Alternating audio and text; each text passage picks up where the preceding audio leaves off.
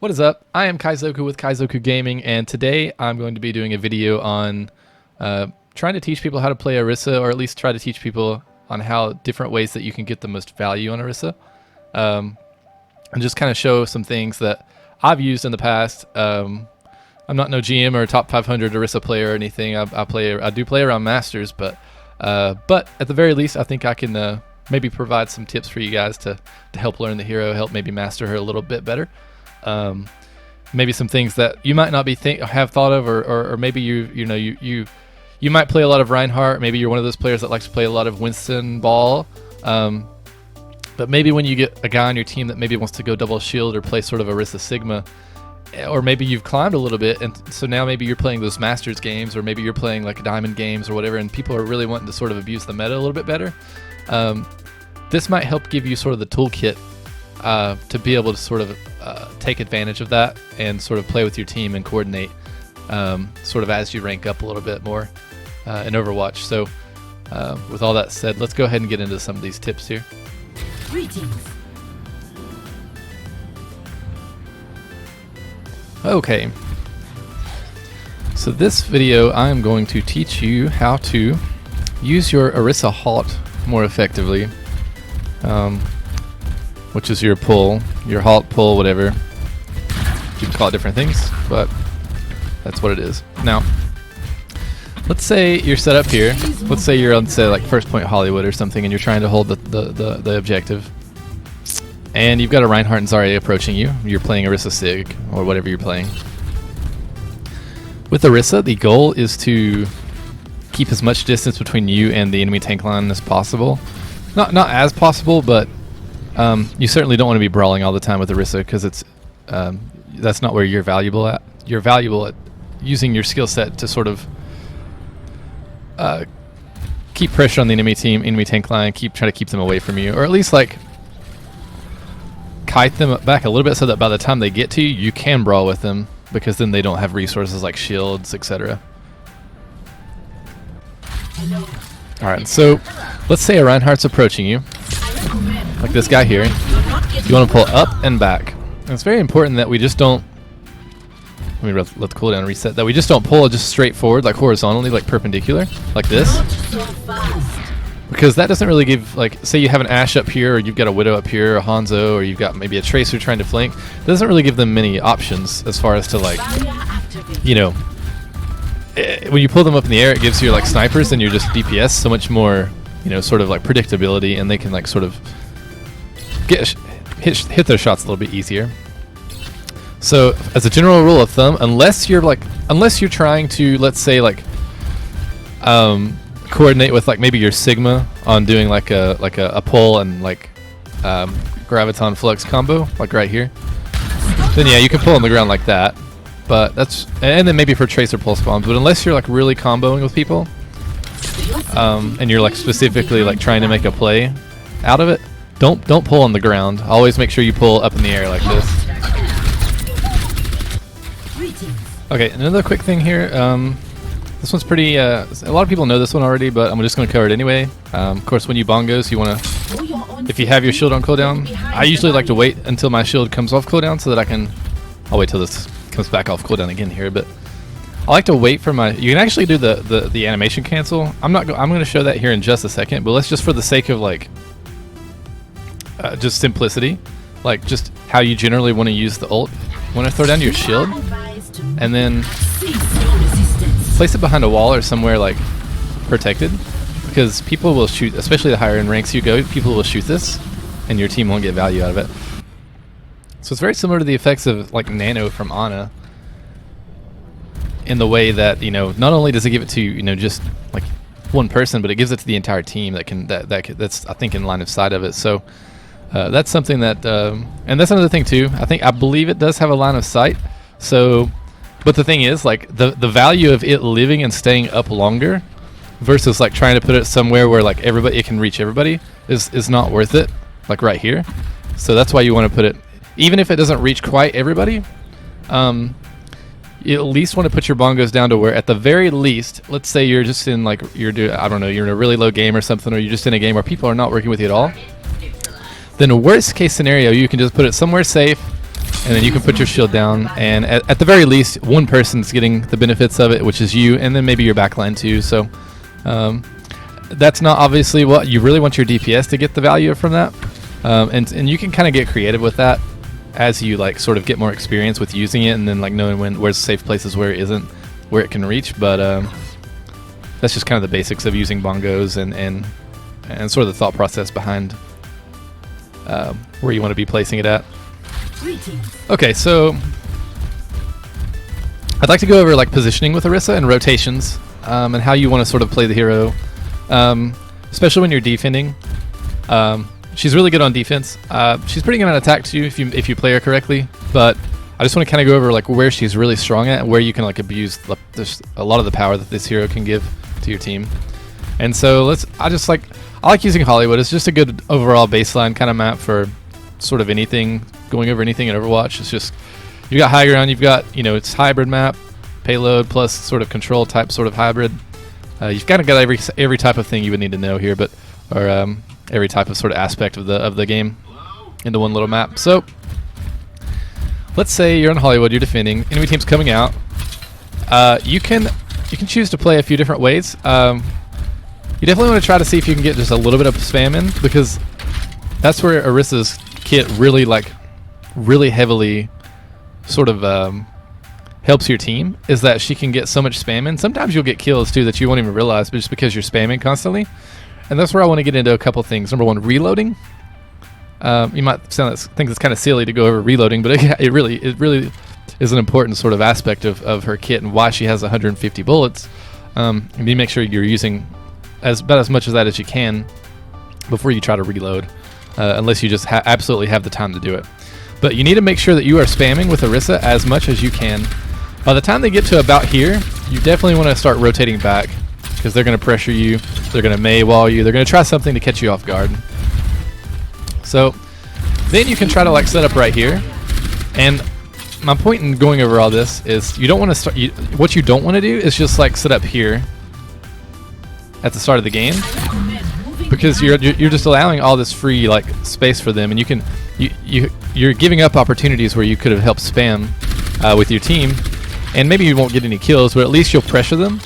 They'll definitely have to deal with you and manage like all that spam. Yeah, you're going to be giving healers ult charge, but like it's definitely worth it, because you're just pressuring the enemies, especially their front line, so badly that they're still going to push up here. Don't get me wrong. They're still going to make the push 9 times out of 10.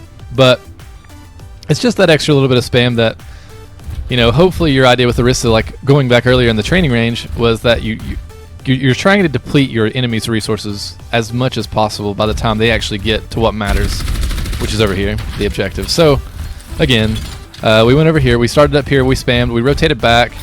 If you have time, and this is something that you're going to just have to get experience with in your games on how comfortable you feel, but if you have time to set up here, then go ahead, because by this time they were up here when you started rotating. They're probably going to make it to about like right here. So you kind of want to set up here, or like even right here if you feel like they've got like a Lucio and they're speeding in.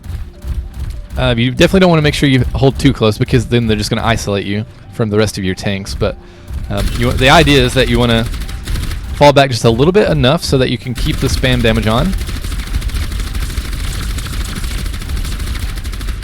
And then that pressures them. That's where Orisa's really strong at with her gun. Her gun's really strong with spamming shields. That's kind of the number one thing that Orisa's really good at, especially if you're up against a Rein Zarya. If you play correctly, you can really hammer the Reinhardt's shield, and he has to either back up here or rotate over here to the right to get out of your line of sight, so that you're not shooting him, so that he can sort of recharge his shield. So that's your kind of number one goal with Orisa. Is where you want to start at. You can get picks later, look for fancy pulls later too, but really Orisa's strongest, probably the number one strongest part of her toolkit, is depleting enemy shields. Even against double shield, it doesn't matter. That's where you're really strong at. And of course, if you are shooting the enemy's tank line's shields, even if they have like Orisa Sigma and double shield, your DPS, or maybe even just helping you just a little bit, that alone is going to be enough to have just a hell of a lot of shield break. So, but anyway, back to rotations. And I was talking about reloading too earlier.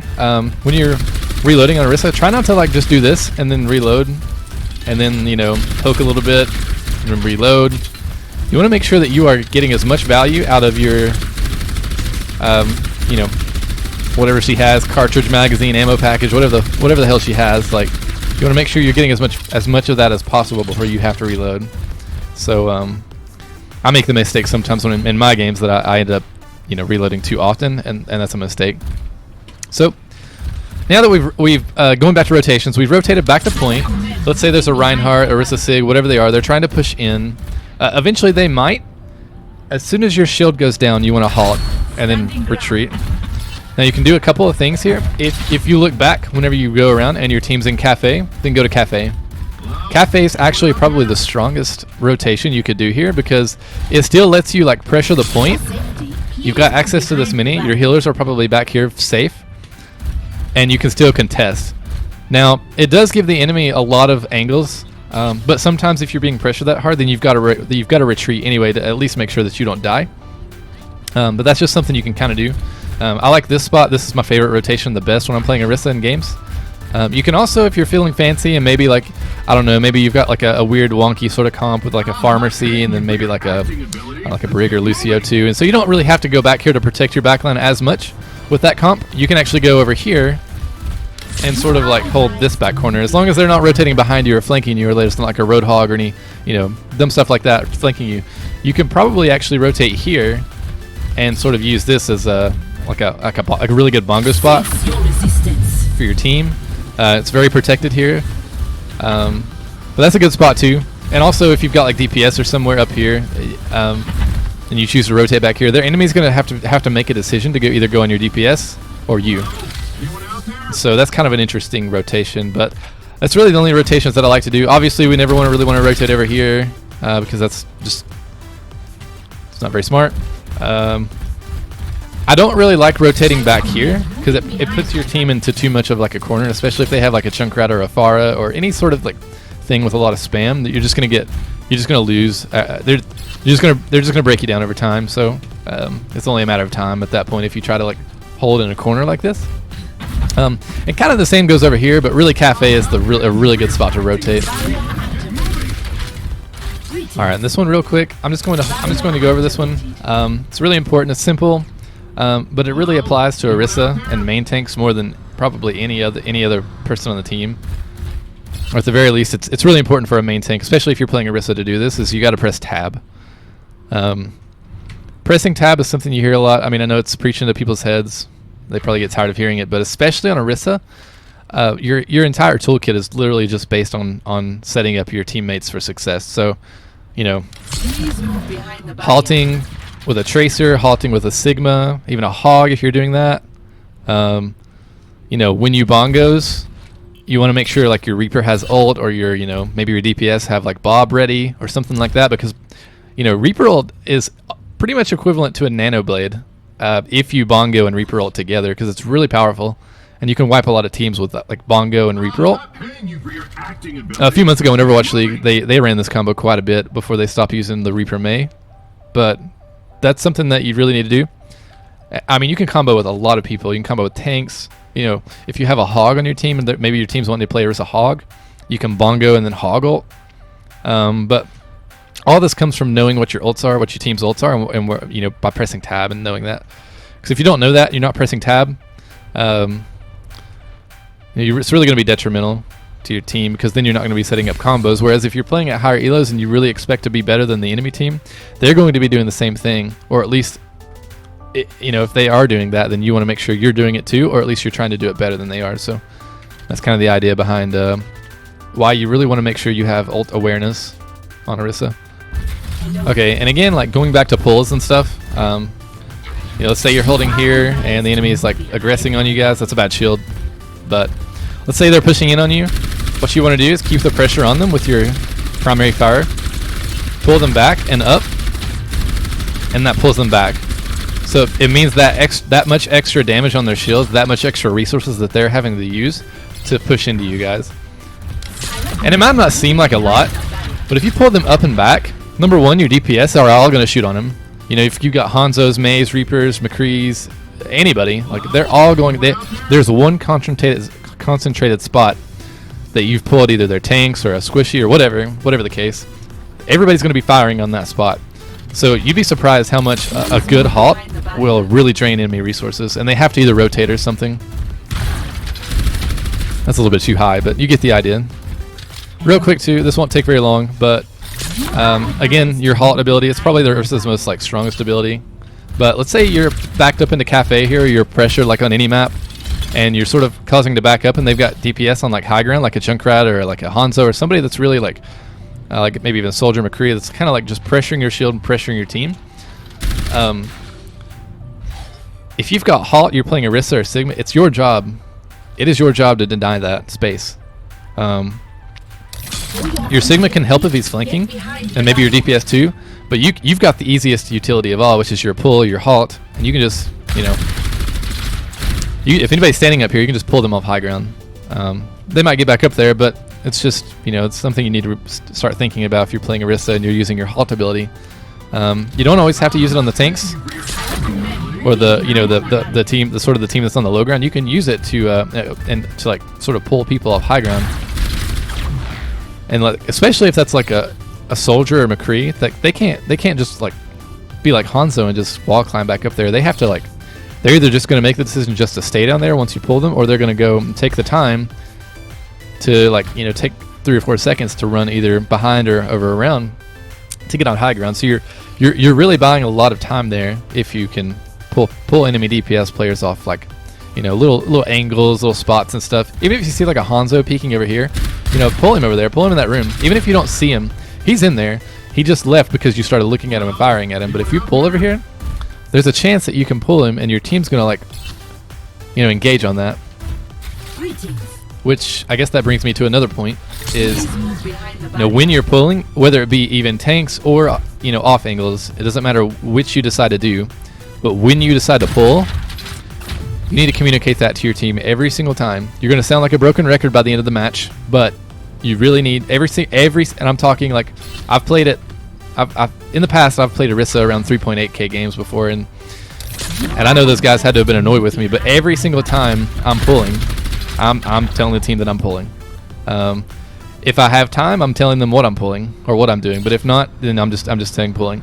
Really, the only time that you have to specifically describe where you're deciding to pull is if you're like going for like an off angle somewhere, where like a, you know, maybe a DPS player. If you're just going for like one target, but let's say you're not going for those off-angle pulls, or there's nobody off high ground, you're just pulling their tank line. Just, you know, every single time you need to tell your team, okay, pulling 3, 2, now. Just like that. It doesn't have to be a slow countdown, because you don't have, a lot of times in Overwatch, you don't have the time to be able to do a slow countdown. It can be a fast one. It doesn't have, you don't even have to do a countdown if you don't like to. That's just a personal preference of mine that I'll say, you know, my team's back here, and let's say my pull is off cooldown. Hold on just a second. I'm pulling. It's at an 8-second cooldown. I'm watching that cooldown. Now I'm communicating to my team. I'm saying, okay, I'm going to pull in 3, 2, now. Just like that. And that you're communicating to your team, because the more pulls that you can get in, it's kind of like in StarCraft, where the more actions, and I know we're talking about like actions per minute with Orisa of all characters in the game, but the more actions per minute you have with Orisa, and making sure that you use halt literally on cooldown, and that you get value of it every single time, will a lot of times just make the difference on you winning and losing games, as long as you're communicating that effectively to your team. So like if you can get it in your head that every time you pull, you're counting down and telling your team, but not counting down after you have it off cooldown. That's very important. What's important is that you're using it like, hold on just a second, I'll get the cooldown back up and running. What's important is that you're communicating to your team as the cooldown is coming off cooldown. Like, I've got pull guys in 3, 2, and now. Just like that. Because if you wait until it's off cooldown and then you do a countdown from 3, you're just burning more time. You're wasting more time. Whereas you can sort of get the pull immediately as it comes off cooldown for you, and you have communicated that to your team even before the cooldown's coming off cooldown, so that they know to sort of follow up on that if anybody can. And now another thing too, like I said, you're going to sound like a broken record, you know, constantly yelling for, you know, I've got pull in 3, 2, 1 the entire game, but and you don't have to spam comms or anything like that. If you feel like you're being too noisy, then just tell them you're pulling. But you always need to communicate it every single time. I'm a firm believer that if you're playing Orisa, it's probably one of the most vocal heroes you to play in the game that you need to be on. And I mean, I don't care if you feel like you sound dumb or if you sound like you're a broken record. It doesn't matter, because the point is that maybe not every time you halt, your team's not going to follow up on it. So like lower people, like Orisa, people who play Orisa in lower elos, or if they're just solo queuing in ranked, or they're not really coordinating with people, they're just going to pull, and they're not really going to try to coordinate as well. They're just going to hope somebody follows up on it, because they probably had experience with, you know, yelling for people to sort of, you know, follow up on it, but then people don't, so they give up hope and they just quit trying to coordinate. But that's not the case. So the mentality that you should have when you're telling people, I've got pull in 3, 2, pulling now, is that even if your team's dead, even if there's nobody with you, or even if you think that nobody's going to follow up on it, you don't know that for sure. You don't know if you've got a DPS up here that maybe is paying attention to your callouts and sees your HOT and sees the squishy target or an easy target kill that maybe you don't see, or you don't believe that he sees. He's going to follow up on that and surprise you a lot of times. So that's kind of the point to that, is whether you believe somebody's actually going to follow up on your halts or not, and your comms, that doesn't matter, because you need to do it every time anyway, because chances are there's more people probably listening and paying attention to what you're saying with your halts and your coordinations than you actually think there are. And there's also probably some more people on the team, like an Ana or like a Baptiste with a window, or like, you know, a McCree, anybody like even a Hanzo that has Dragon Strike ready, that maybe he's not trying to pull off the pull dragon. Maybe you guys don't try to like you know, go for the complete like combo play together, but maybe he's actually paying attention, and you know, he has enough time to follow up on it because you told him you were pulling in 3 seconds beforehand. And so even if you don't, maybe you don't even are the one that you know, tries to sort of you know, maybe you didn't press tab, maybe you don't know you have the combo, whatever, but he might be paying attention. Even if you don't know or don't believe that he is, he might be paying attention. He might, like, you giving him that just extra couple seconds ahead of time might be enough for him to process and make the decision to do a combo dragon with you and wipe the enemy team. That's a bit of a far stretch, I know, because that's without trying to actually coordinate that, but it does happen. So I can promise you that stuff does happen. And I'm just going to wrap this up because I'm getting a little ranty, but it's just really important that even if you don't think anybody's listening, you need to call out that you're pulling, who you're pulling, if you can, if you have time, if it's like an off angle, every single time you decide to pull. And that's very important. And it's not waiting until your cooldown comes off cooldown to start, you know, the countdown. You need to do it as it's like right now. We're pulling in 3, 2, 1, pulling now, Hanzo. That way your actions per minute is high, because your actions per minute, like, you know, going back to StarCraft terms, your actions per minute is going to be so much lower, and your team's going to, like, especially at higher games, you're going to feel like you're getting ran over because you're not using your APM is not going to be as high as like the enemy team that's, you know, probably pulling on cooldown and doing the things that they need to be doing. So, and the last thing before we go to the next segment, I know I talked about actions per minute. You want to make sure they're very high with your HOT and that you're getting value from it, but also at the same time, maybe they're running dive and, like, you know, you don't want to immediately pull because they might be trying to set up their dive, and what you want to do against sort of a comp like that is you want to wait till they dive in and then pull them. So that's like, I kind of want to like go back on that just a little bit, because you do kind of want to press tab and or at least make sure you know what kind of comp they're running, because sometimes you might not want to press. It's got to be a good reason though. Like, you can't just be sitting around not using HOT. But that I just want to like sort of hit on that a little bit, that, you know, just using HOT on cooldown all the time isn't going to guarantee effectiveness. Like, you know, it's kind of like with Ryan Fire Strikes or things like that. You don't just because you're using it on cooldown doesn't mean you're getting the most value out of it. So you do kind of want to you want to use it as much as you can. But the thing is, the idea is that you want to use it, get the most value of it, but by also using it as quickly as you can too. So with that said, we're not just going to sit around also on the other side of the spectrum and just sit around and wait for the most perfect halt, right? Because then you're just wasting time, and you're like, going back to StarCraft terms, your APM is going to be very low, and we don't want that. because that basically means we're just not doing anything. So you don't want to sit around and wait for the most prime value one anyway, because then sometimes that's too late. So you kind of want to find this fine medium where you're using it as much as you possibly can, but you're also just not wasting it if you don't see any good pulls at the first place, right? So that's kind of the idea. As long as you've got like an enemy team to look at and a couple targets to pull, or even if it's just a Reinhardt that you're trying to use to get away from you, you want to pretty much be using it on cooldown and communicating that with your team. So I do want to kind of, I know earlier I said like you don't want to use it off cooldown pretty much every time, but there are a few like sort of instances where that might come back to bite you. Just where you want to keep you don't necessarily always want to use it on cooldown. You do want to use it on cooldown if you can, if you're getting value from it, but you also just don't want to waste it for no reason if you don't even see targets or you're not seeing good pulls. So that's kind of, it's a weird thing to explain. I know I'm not the best at it, but you'll kind of get experience from that in games to kind of know the sort of the tempo on how to use that. But for the most part, you do want to use it pretty much on cooldown while communicating to your team. But also, if you don't see any good pulls, then obviously don't just waste it for no reason. All right, another thing too, Orisa's primary fire, it is technically considered a projectile, but it is pretty quick. You can use it to you can use your aim to sort of lead targets, kind of like they do with like Lucio and stuff, but it's just faster. But what you want to be doing, like better Orisas will definitely like be more snappy with their aim, kind of like almost like a soldier or a hits game player would be. So like especially if there's a Reinhardt that gets up in your face, or an Orisa, or like a Sigma, or somebody like with a big hitbox, and they start like trying to maneuver around you, what you want to do is like be really snappy and like get in their face. Like let's pretend a Reinhardt's like head is right here. Let's say you're either just dying on point, or you're just cleaning up a fight or whatever, or you can almost maybe guarantee a kill here. What you want to be doing is like getting up in his face and like really having that like snappy aim as you're rotating around him or into him. You'll see a lot of like pro players do this, like when they're streaming or whatever. They'll get like right in their face and abuse sort of like how much damage you can put into the head hitbox.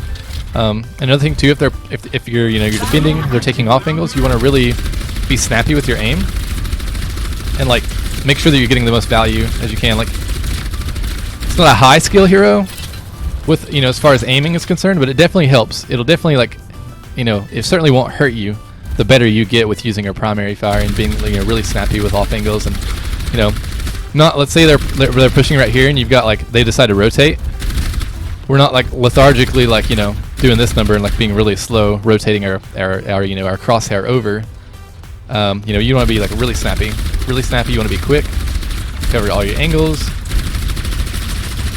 kind of like that. You don't want to be slow or lethargic with Orisa's like primary fire.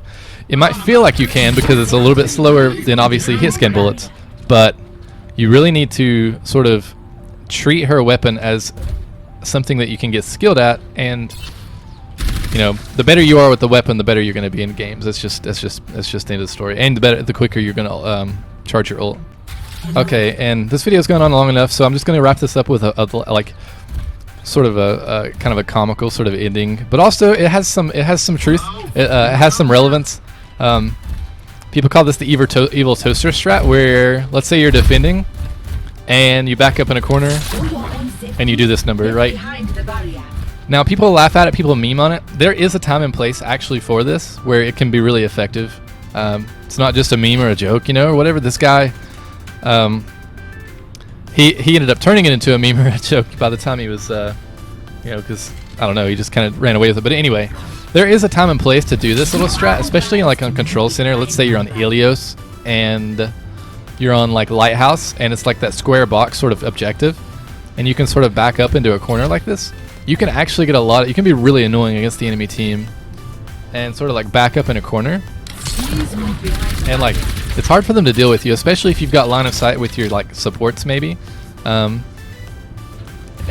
maybe let's just say you're dying on point, and like let's say it's on like a Control Center map, or even like on this map for example. Let's say you're in an overtime situation and maybe there's no reason to hold cafe because maybe everybody's dead except you or something. I don't know. Maybe it's just sort of a crazy situation, and you just want to see if you can like buy enough time for your team to get back.